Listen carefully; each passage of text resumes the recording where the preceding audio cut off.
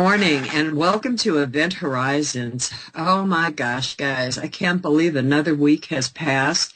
This year has absolutely flown by.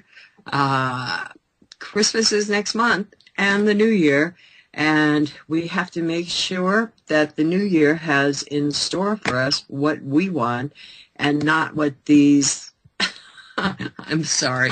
Let me collect myself and be polite. Not what these crazies in Congress and the Senate seem to have in store for us. I must say, just gets more and more Saturday Night Live every day. I go to some of the headlines, and I open Huffington Post, and I see that the Senate tells NASA, and not NASA, guys, the NSA, to keep up the good work. So if ever the disparity, the ocean of difference between we the people and those that we put in office has ever been more apparent or greater, what can I say? NSA is doing good work, spying on everyone. It is revealing, my friends. Take note of it and vote them all out when you have the opportunity. Get rid of them. Get rid of these politicians that are not serving our needs. Oh, sorry, guys. For those of you who are wondering who's ranting this early in the morning, depending where you are, I'm Dr. Robin Falkov, your anchor here at Event Horizons, and I'll tell you a little bit about myself. I'm an Oriental medical doctor, a homeopathic physician. I've got some additional Western medical training, and my website is healthfreedomrights.com, and that is my focus, protecting our health freedom rights, all of our rights, especially our right to have access to the necessary information so that we can make informed choices. Hope you guys will forgive me. I had to adjust my mic. It seems to have a life of its own when it moves. But it's a shared goal that I have, that Revolution Radio has, that the team here and that the hosts have, to give you this diversity of information so you can make up your own mind. We don't want to be nanny radio, because we sure do not want a nanny government. And that is what we are being told every day. Oh, yes, it's a good thing you're being spied on. Yes, it's up to us to air our differences and have food fights and cost more and more money, while the people of this country have to go without salaries, and all of these whatevers you want to call them in Congress and the Senate keep getting paid, and they complain. I know it's a broken record, guys, but I just think of that being a complaint during the shutdown, that the Congress didn't have enough towels at the gym. Breaks your heart. Imagine if they had to bring a towel to work. Oh, my. What do you think of that one? Anyhow, it's this access to information. It's more and more difficult. In all areas, it's more and more difficult. And I urge you, when you do a search online, please remember, on Google, on other search engines, the first choice that comes up is not necessarily the best information. It is the most popular site. And that's all it is. That does not equate with accuracy or a solid reference point. So just keep your perspective, know your parameters, and know that you can find here so much. We have 70 hosts, and we have an amazing team, and we have access for everybody. If you can afford the podcast, so you can just load and leave with your smart device, please start a subscription. That's $4.95 a month. And if not, remember the power of the dollar. I ask you all every morning to make this concept go viral, because we can help support this network and so many other areas where we always think, gosh, I'd like to help out, but it really won't matter. Let me tell you guys, it does matter, because every little bit adds up. And also, we value your time. You can contribute by doing research projects. You can moderate chat rooms. You can participate. We are a big extended family. You're listening. You are part of it. Call in one evening. Get a place at one of the round tables and start asking your questions. You're welcome to participate. You will be really surprised how good you will feel the more involved you get, because that's what it's all about, getting back to community, these tight community structures that supported others in times of need. I have so many friends telling me about different family members, friends that they have in other parts of the country that have different problems. They might be disabled. They might have to have some kind of a disability where they're retired, or they might just have lost their job and can't find another.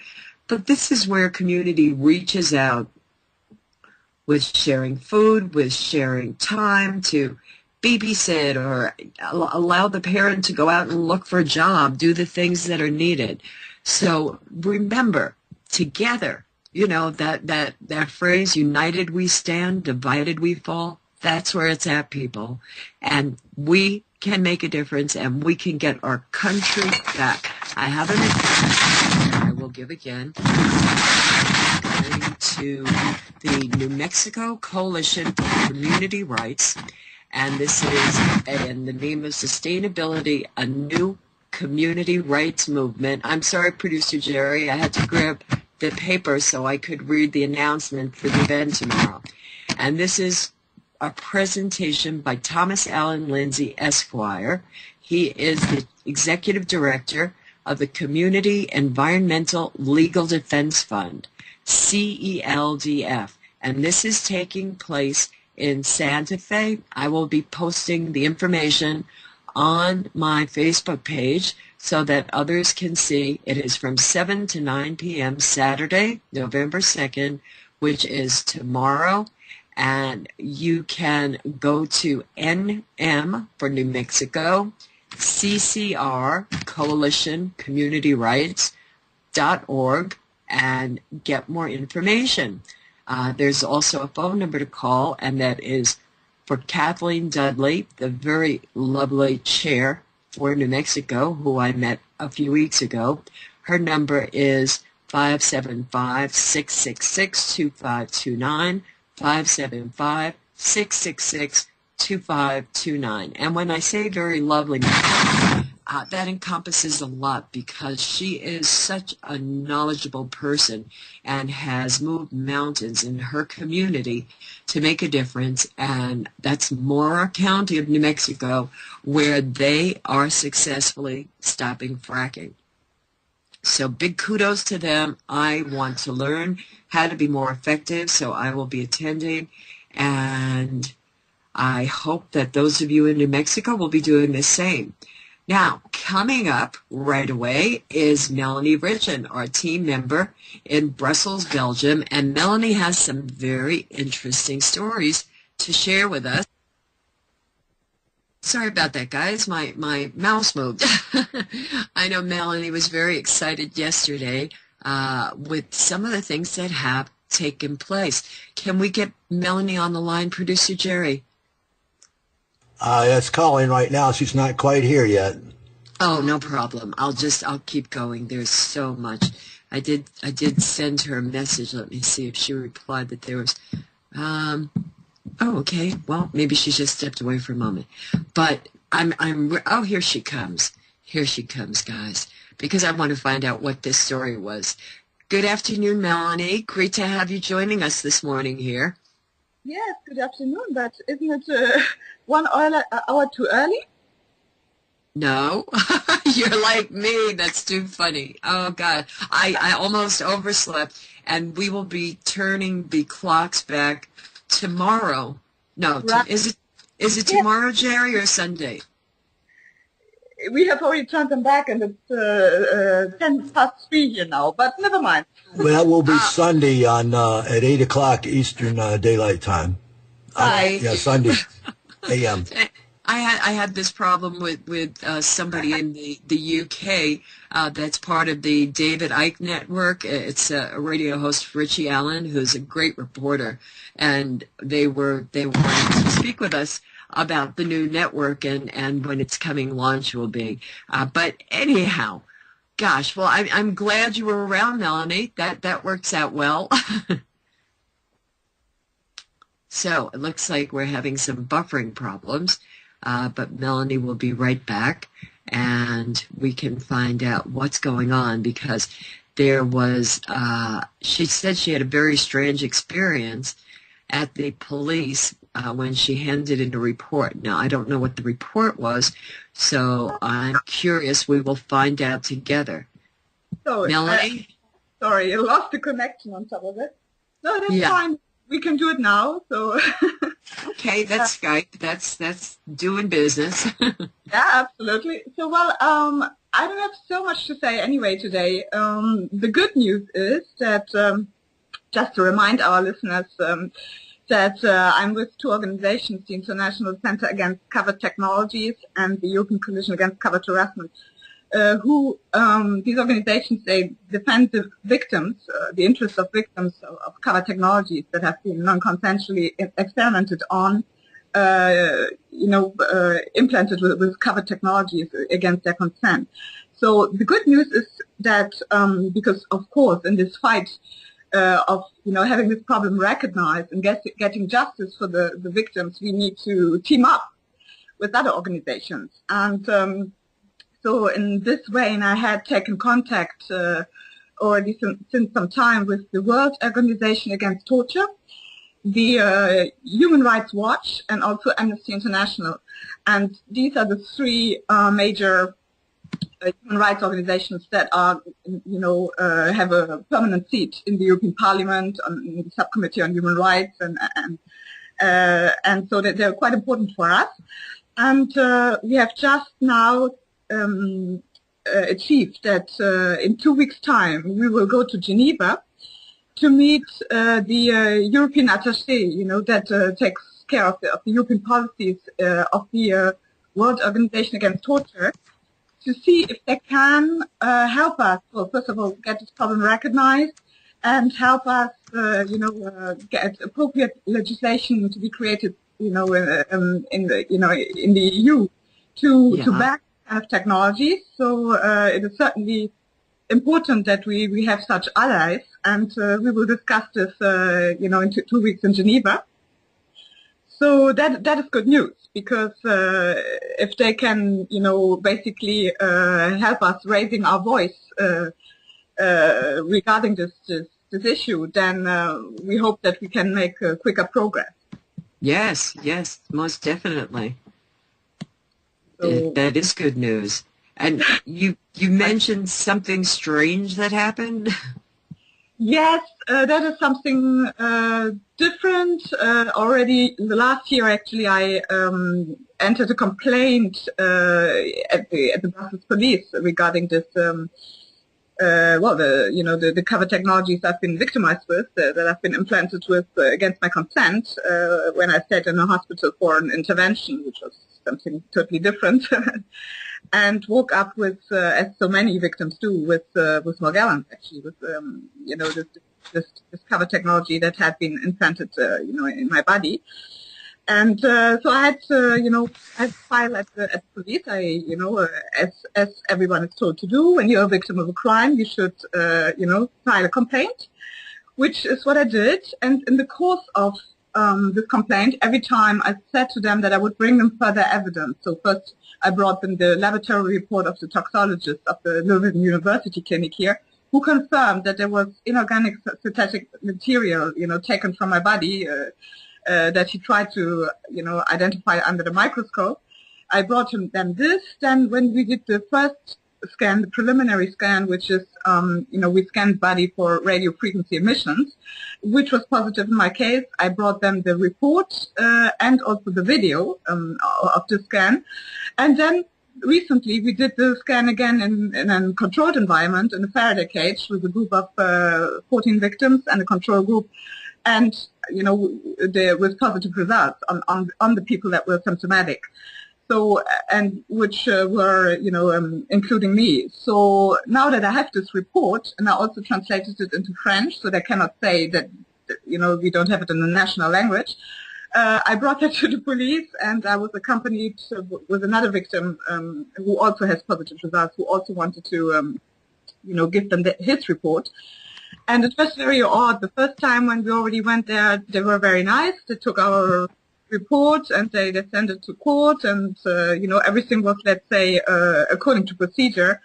Here, this time, when I brought the really conclusive evidence, nothing was according to procedure, which is that they didn't want to hear us, they didn't want to take our declaration, just orally, and then said that my file had been closed, at least at the police level, and to get it further, I have to go personally to court and see what happened with the complaint, if it's still open or not, and if it's still open, who's the investigating judge, but that they refused actually to take our evidence and send it to court, which is just, point blank illegal.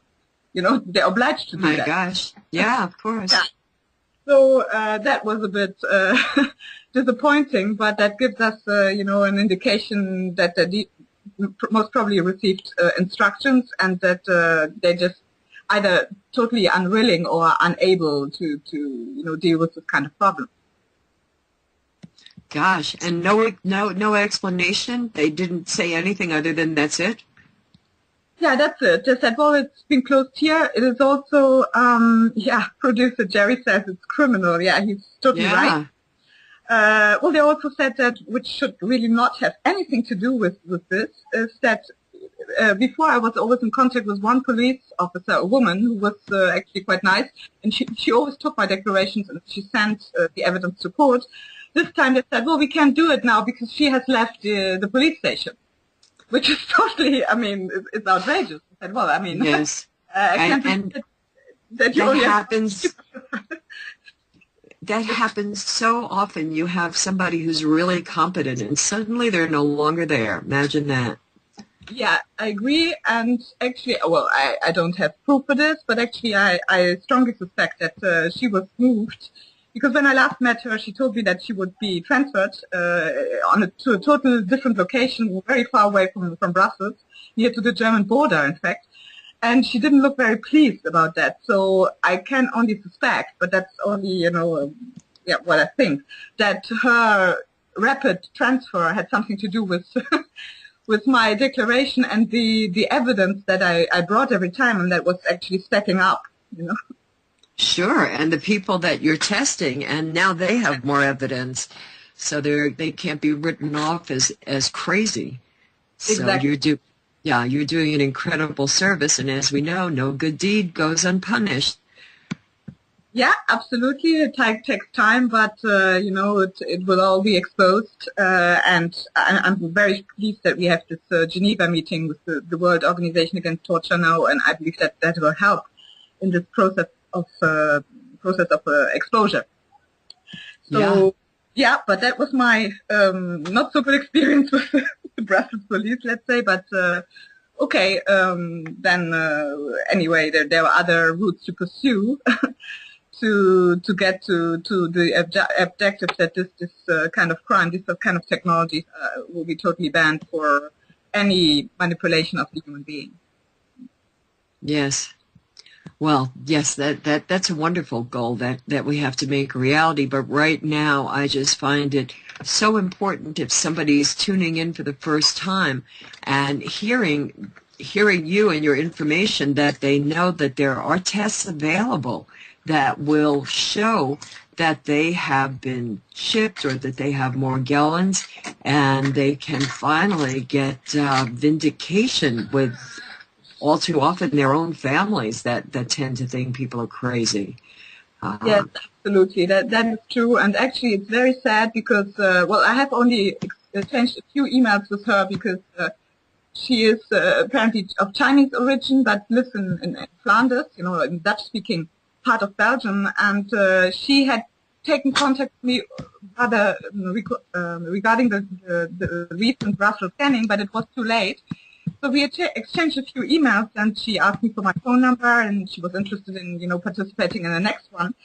And actually, yeah, just the day after the police, so I think it was yesterday, very early in the morning, my mobile suddenly rang, and I was, woken up by this lady, and who didn't speak English very well, but she explained to me that in fact she had, which is something we do not suggest that people do, but she had filed a complaint with the police, and of course didn't have enough evidence because she didn't have, she didn't do the testing yet with us, the radio frequency scans we offer, and was apparently yesterday picked up by the police and taken to a psychiatric hospital, and was now requesting if I could help her in any way, finding a lawyer or to get her out of the situation. And I don't know very well, but yeah, this is unfortunately what does still happen, and still happens quite a lot. I'm so sorry to hear that. It is just a travesty that what you've just described happens to all too many people. So we just have to have more and more chapters for your organizations in different parts of the world. I mean, that's the only solution. Yes, and I would like to thank you very much again, Robin, for giving us this platform and giving me and our organization the opportunity to talk about that and to make people aware that this testing is available and Yes. that there are solutions. So Oh, maybe not, but we will get there, I'm sure. Well, Melanie, you're such an important part of the team because I just think of the hope that you share with those who are listening and those that will discuss what they've heard. I mean, people's lives will literally be restored. That's a big deal. So a lot of good work. I mean, because I met people over the years and have gotten to know them who have Morgellons and who have gone through the horrors that you've described. And it's just outright unfair on all fronts. So yeah, it's very unfair, and it's a really grave threat to the whole of humanity. I don't know if I sent you the recent interview that our director, Magnus Olsen, did with the U.S. attorney Alfred Lambermont Weber, where he actually disclosed that he has spoken to scientists in Sweden and others, and that actually said that they estimate that 80% of whole humanity is already implanted via with this nanotechnology via the nanobombs and the chemtrails that are sprayed around the globe every day. So that is very concerning. 80% at least. And that's scientists who say that. Yeah, and I'm sure people will fight kicking and screaming that, it's a conspiracy theory and you have to be nuts until it happens to them. That's what turns the tide. Yeah. 80%, wow. If it happens to your family member. So it's really important to make people aware. I agree. And you're doing that, and it's very, very important that everybody listening, as I say all the time, shares what they learn from you, Melanie, because there are so many people that don't have access to hearing the show and are just so caught up in the day-to-day struggle working 2 or 3 jobs that they are unable to take the time and get the information. So it's great to have you on. Are there any other issues that are current that you'd like to cover? No, these are the most recent one and the most important one, but I will certainly keep you and our listeners updated on what happens in Geneva, in 2 weeks' time and how the meeting, went.